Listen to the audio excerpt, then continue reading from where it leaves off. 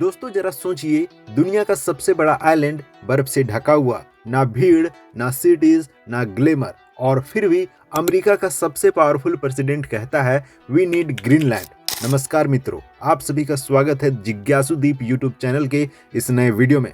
दोस्तों सवाल सिंपल है, यूएसए को ग्रीनलैंड क्यों चाहिए और क्या अमेरिका इसके लिए डेनमार्क जैसे अपने ही नाटो अलाय से टक्कर लेने को तैयार है? आज जो आप सुनने जा रहे हो वो सिर्फ एक आइलैंड की कहानी नहीं, ये है फ्यूचर पावर, ऑयल, वार रूट्स और ग्लोबल कंट्रोल की कहानी। दोस्तों क्या आप जानते हैं ग्रीनलैंड वर्ल्ड का लार्जेस्ट आइलैंड है, लेकिन दशकों तक दुनिया ने इसे इग्नोर किया। वैसे तो ओनरशिप की बात करें तो डेनमार्क के पास है। इस आइलैंड का पॉपुलेशन सिर्फ 56,000 के आसपास रहती है और ज्यादातर एरिया बर्फ से ढका हुआ है। एक समय दुनिया के लिए ये सिर्फ एक फ्रोजन वेस्टलैंड था, लेकिन जैसे ही डोनाल्ड ट्रंप व्हाइट हाउस में आए वैसे ही आइलैंड सडनली स्पॉटलाइट में आ गया। ट्रंप ने सिर्फ इंटरेस्ट ही नहीं दिखाया, उन्होंने ओपनली ग्रीनलैंड खरीदने की बात कर दी।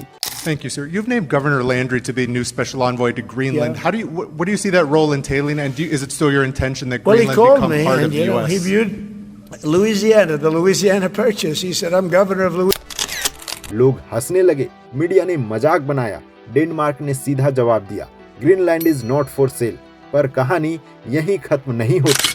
दोस्तों ये जो ग्रीनलैंड है ऑलमोस्ट नॉर्थ अमेरिका और यूरोप के बीच में बैठा हुआ है, और ये सिर्फ एक आइलैंड नहीं, ये आर्टिक का गेटकीपर है। और बताते चलते हैं कि यहीं से दुनिया के सबसे स्ट्रेटजिक सी रूट्स कंट्रोल होते हैं। मतलब यहाँ से रसिया, यूरोप और नॉर्थ अमेरिका सब नजर में आते हैं। अब आप कहोगे यूएसए के पास तो पहले से बेसिस है, तो दिक्कत क्या है? बिल्कुल सही, यूएसए का मिलिट्री प्रेजेंस है। अगर और चाहिए तो डेनमार्क से भी पूछ सकता है। फिर ट्रंप इतना ऑब्सेस्ड क्यों है? तो इसका जवाब छुपा हुआ है बर्फ के नीचे। दोस्तों 2008 में यूएस जियोलॉजिकल सर्वे ने एक रिपोर्ट पब्लिश की और जो एस्टिमेट आया वो पूरी दुनिया को हिला देने वाला था। 52 billion barrels oil, rare earth minerals का खजाना, एस्टिमेटेड वैल्यू $4 ट्रिलियन से भी ज्यादा। कंपैरिजन समझिए, 2023 में यूएस के पास proven oil reserves 47 billion barrels था। अगर ये एस्टिमेट सही निकले तो ग्रीनलैंड अमेरिका को ऑयल रिजर्व्स को डबल कर सकता है। ऑयल सिर्फ फ्यूल नहीं होता, ऑयल मतलब पावर, इकोनॉमी, वार्स और अलायंस। और आर्टिक में दुनिया का 13% अनडिस्कवर्ड ऑयल और 30% नेचुरल गैस मौजूद है। और जैसे जैसे बर्फ पिघल रही है ये सब एक्सेसिबल होता जा रहा है। दोस्तों जुलाई 2021 में ग्रीनलैंड ने एक बड़ा डिसीजन लिया था, ऑयल और गैस के एक्सप्लोरेशन पर बैन। रीजन सिंपल था, एनवायरनमेंट का नुकसान और एक्सट्रैक्शन करना महंगा। लेकिन डोनाल्ड ट्रंप को अगर आप जानते हैं तो क्लाइमेट चेंज उनके लिए साइंस नहीं, एक बहुत ज्यादा हाइप की हुई स्टोरी है। ट्रंप का साफ मंत्र रहा है ड्रिल बेबी ड्रिल। दोस्तों ये पिघलती बर्फ नए सी रूट्स खोल रही है। ग्लोबल वार्मिंग का एक बहुत डेंजरस साइड इफेक्ट है आर्टिक आइस का पिघलना।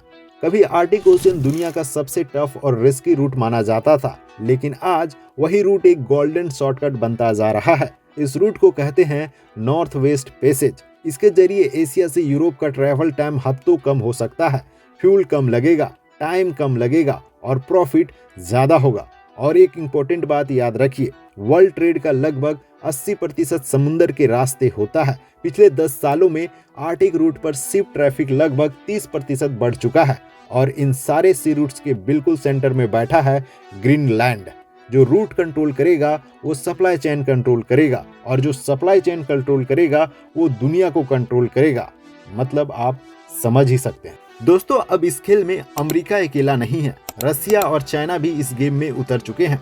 रसिया ने आर्टिक में डजन्स मिलिट्री बेसेस बना लिए हैं और नॉर्थ पोल के नीचे अपना फ्लैग तक लगा दिया है। चाइना जो टेक्निकली आर्टिक नेशन भी नहीं है, उसने खुद को डिक्लेयर कर दिया नियर आर्टिक स्टेट। इसके बाद चाइना ने आर्टिक सिल्क रोड का प्लान लॉन्च किया, ग्रीनलैंड के इंफ्रास्ट्रक्चर में इन्वेस्टमेंट शुरू की, एयरपोर्ट्स और पोर्ट्स के लिए बिड्स देने लगा। अमेरिका ने भी तुरंत रिस्पांस दिया। 2020 में नूक में अपना कंसल्टेट दोबारा रीओपन किया। थुले एयरबेस पर लगभग $4 बिलियन का अपग्रेड। इसका मतलब एक है, गेम अब स्लो नहीं फास्ट हो चुकी है। और डोनाल्ड ट्रंप के लिए ये सिर्फ क्लाइमेट या इकोनॉमी का इशू नहीं, ये एक क्लियर नेशनल सिक्योरिटी इशू है। दोस्तों सवाल ये है, क्या अमेरिका अपनी फोर्स यूज कर सकता है? तो ऑफिशियल तौर पर डेनमार्क का स्टैंड बिल्कुल क्लियर है, Greenland is not for sale. Denmark ने अपनी डिफेंस कैपेबिलिटी बढ़ाने के लिए $1.5 बिलियन का एडिशनल इन्वेस्टमेंट भी किया है। नॉर्मली एक नाटो अलाई पर अटैक एक क्लियर रेड लाइन माना जाता है, लेकिन आज की दुनिया में रूल्स धीरे धीरे ब्लर हो रहे हैं। व्हाइट हाउस ने भी कभी ये क्लियरली नहीं कहा है कि फोर्स बिल्कुल ऑप्शन नहीं है। सच्चाई ये है, अगर यूएसए फोर्स यूज करे तो रियलिस्टिकली उसे रोकना बहुत मुश्किल होगा, लेकिन ज़्यादा संभावना इस बात की है कि अमेरिका डायरेक्ट अटैक के बजाय प्रेशर टैक्टिक यूज करे। Diplomatic pressure, economic leverage, strategic negotiation, ताकि डेनमार्क को टेबल पर लाया जा सके और ग्रीनलैंड पर कंट्रोल का कोई इनडायरेक्ट रास्ता निकाला जा सके।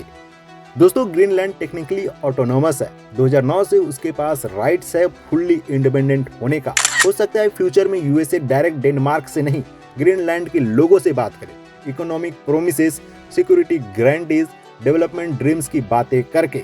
50 साल पहले भी ग्रीनलैंड अमेरिका की पावर से जुड़ा था और जैसे जैसे बर्फ पिघल रही है, ग्रीनलैंड की वैल्यू सिर्फ बढ़ने वाली है। ग्रीनलैंड सिर्फ एक आइलैंड नहीं, ये फ्यूचर का चेस बोर्ड है। ऑयल, रूट्स, मिलिट्री, पावर सब एक ही जगह पर मिल रहे हैं।